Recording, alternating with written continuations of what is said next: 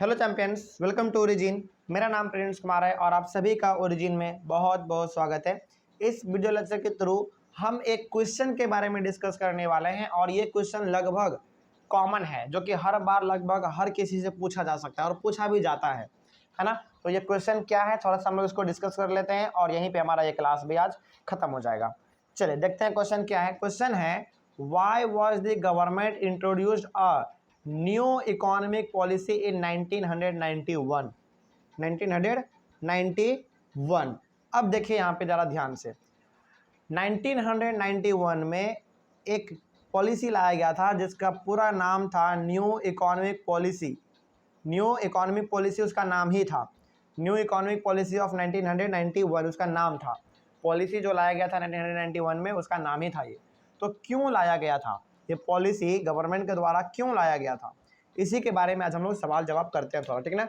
चलिए, तो आंसर क्या है, पहला है यहाँ पे, पहला, दूसरा और तीसरा क्या है, देखिए यहाँ पे, the government did not concentrate on important services which the private sector can not provide. ठीक है, ध्यान से एक बार और, बहुत इंपॉर्टेंट है स्टेटमेंट, तो इसको ध्यान से समझ लीजिए आप।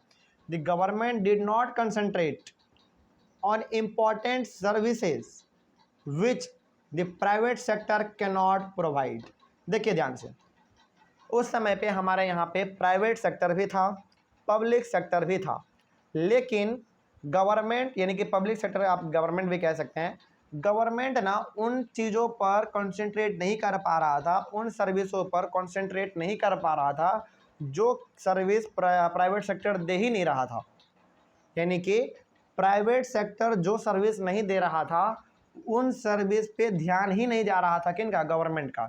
देखिए गवर्नमेंट का क्या जिम्मेदारी होना चाहिए, गवर्नमेंट का जिम्मेदारी ये होना चाहिए कि जो भी सर्विस प्रोवाइड किया जा सकता है लोगों के लिए वो किया जाए, है ना। लेकिन ये उतना ज़्यादा ध्यान उस समय पे नहीं दे पा रहे थे इम्पॉर्टेंट सर्विस पे, ठीक है। तो यहाँ पे लिखा हुआ था कि the government did not concentrate, वो कंसंट्रेट नहीं कर पा रहे थे गवर्नमेंट ऑन इम्पोर्टेंट सर्विस पर which the private sector can not provide.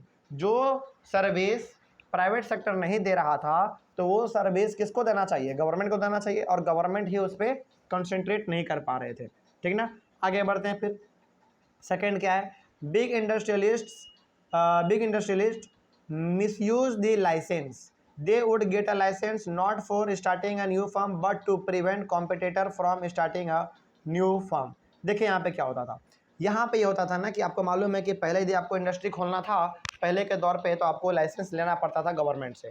तो बहुत सारे बड़े बड़े इंडस्ट्रियलिस्ट क्या करते थे ना, लाइसेंस तो लेते थे, लेकिन लाइसेंस कोई बिजनेस को स्टार्ट करने के लिए नहीं लेते थे, वो कॉम्पिटिटर को न्यू फर्म में आने के लिए रोकते थे। यानी कि देखिए ध्यान से समझिएगा इस चीज़ को, वो क्या करते थे, किस नाम से लेते थे लाइसेंस, वो नाम से लेते थे कि हम फर्म खोलने वाले हैं, लेकिन एक्चुअली में वो कोई फर्म खोलता नहीं था।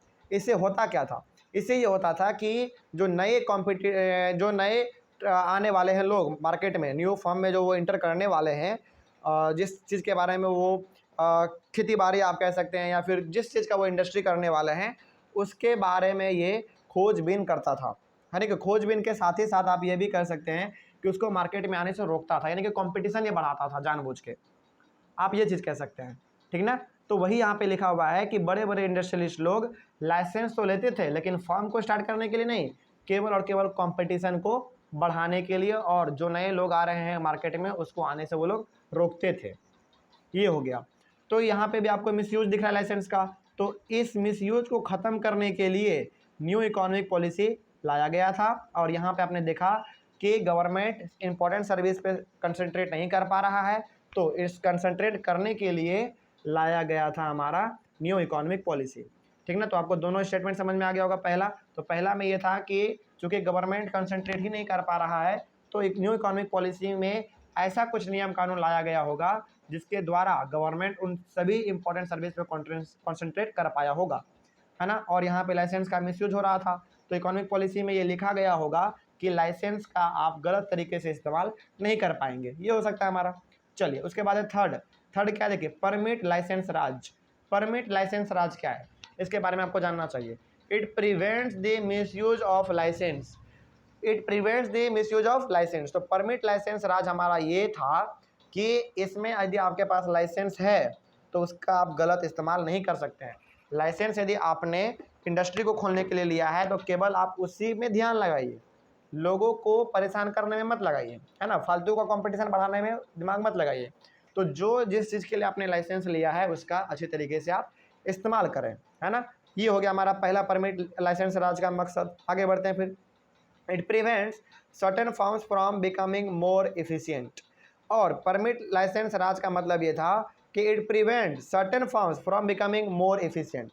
ये कुछ कुछ फर्म को ज़्यादा इफिशिएंट होने से बचाता भी था, यानी कि उसको आप कह सकते हैं कि रोकता भी था, यानी कि जितना ज़रूरत हो उतना ही आप पैर फैलाए, इस प्रकार से आप कह सकते हैं।